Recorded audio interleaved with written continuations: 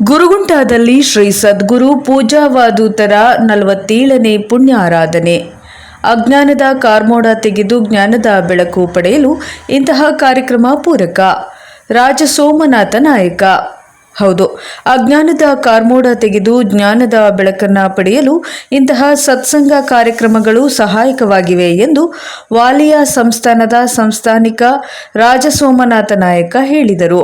ಲಿಂಗಸೂರು ತಾಲೂಕಿನ ಗುರುಗುಂಟ ಪಟ್ಟಣದ ಶ್ರೀ ಸದ್ಗುರು ಪೂಜಾವಧೂತರ 47ನೇ ಪುಣ್ಯಾರಾಧನೆ ಅಂಗವಾಗಿ ಶನಿವಾರ ಸಂಜೆ ಪೂಜಾವಧೂತರು ಸಮಿತಿ ಹಮ್ಮಿಕೊಂಡಿದ್ದ 5ನೇ ದಿನದ ಧರ್ಮಸಭೆಯ ಅಧ್ಯಕ್ಷತೆ ವಹಿಸಿ ಮಾತನಾಡಿದರು.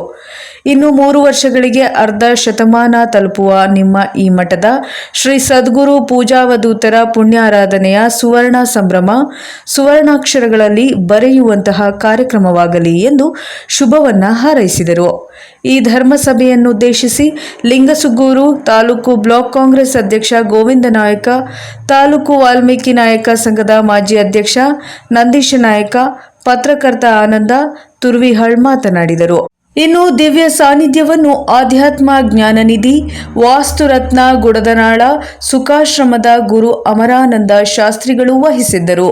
ಸಭೆಯ ನೇತೃತ್ವವನ್ನ ಬೂದಿಹಾಳ ಪೂರ್ಣಾನಂದ ಆಶ್ರಮದ ಗಂಗೆಯ ಪೀಠದ ಮಹಾರಾಜರು, ಅಂಬಾಮಠದ ಸಿದ್ಧ ಪರ್ವತ ಸಚ್ಚಿದಾನಂದ ಆಶ್ರಮದ ಸಂಗಮೇಶ್ವರ ಶರಣರು, ವೀರಾಪುರ ಶಂಕರಾಚಾರಿ ಮಠದ ಹನುಮಂತಪ್ಪ ಗುರುಗಳು, ತಾವರಗೆರೆ ಸಿದ್ದಾರೂಢ ಮಠದ ಮೃತ್ಯುಂಜಯ ಶರಣರು ವಹಿಸಿದ್ದರು. ಇನ್ನು ಈ ಧರ್ಮಸಭೆಯಲ್ಲಿ ವೇದಮೂರ್ತಿಗಳಾದ ಚೆನ್ನಯ್ಯ ಸ್ವಾಮಿ ಹೊರಪೇಟ ಮಠ, ಮಲ್ಲಿಕಾರ್ಜುನ ಕಳಸದಗುಡಿ, ಗ್ರಾಮ ಪಂಚಾಯತ್ ಸದಸ್ಯ ಮೂರ್ತಿನಾಯಕ, ಸರ್ಕಾರಿ ಪ್ರಾಥಮಿಕ ಶಾಲೆ ಎಸ್ಡಿಎಂಸಿ ಅಧ್ಯಕ್ಷ ವಿಜಯಕುಮಾರ ನಾಯಕ ಮತ್ತು ಹೋಂಗಾರ್ಡ್ ಹನುಮನಗೌಡ, ಶಿವಪ್ಪ ಟೇಲರ್, ಈಶಪ್ಪ ಕೆಂಪ ಮತ್ತು ಹುಲುಗಪ್ಪ ಮಸರಕಲ್ ಮತ್ತು ಹನುಮಂತ ಕೆಂಪ, ನಿಂಗಣ್ಣ, ತಿಪ್ಪಣ್ಣ, ಅಮರೇಶ ವಾಲಿಕರ ಮತ್ತಿತರರು ಉಪಸ್ಥಿತರಿದ್ದರು. ಶಿಕ್ಷಕ ನಾಗಪ್ಪ ಸ್ವಾಗತಿಸಿ ಕಾರ್ಯಕ್ರಮ ನಿರೂಪಿಸಿ ಕಾರ್ಯಕ್ರಮದಲ್ಲಿ ಸರ್ವರಿಗೂ ವಂದಿಸಿದರು. ವರದಿ ಮಲ್ಲಿಕಾರ್ಜುನ ತುರ್ವಿಹಾಳ್, ಲಿಂಗಸುಗೂರು, ಪ್ರಜಾಪವರ್ ಟಿವಿ.